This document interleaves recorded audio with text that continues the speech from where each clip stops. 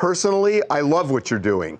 But you also have a base that, it's all over the country, but it's really big in the South. And the South has low vaccination rates, and there are a lot of people that don't want to get the shot. So in a way, you're kind of firing a shot across the bow to a lot of country fans here, right? I think so, but I'm kind of used to that.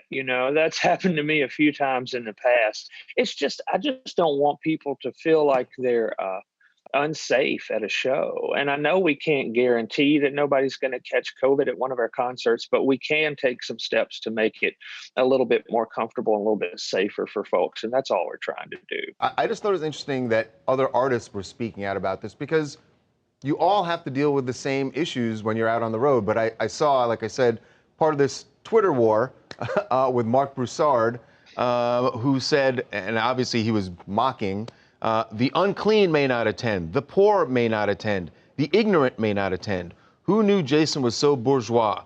Thought he was a blue-collar type of guy. I mean, all of us went through the last year of not being able to perform and not being able to go out and play shows for people. And I think it's pretty obvious to me and to most people who work in the business that if things keep going as they are, we're facing another shutdown. I don't want to put more restrictions on my audience, but I also don't want them to die. I don't want them to get sick because they came to my show. I think that's more important than asking them to jump through a couple of hoops to be able to come safely.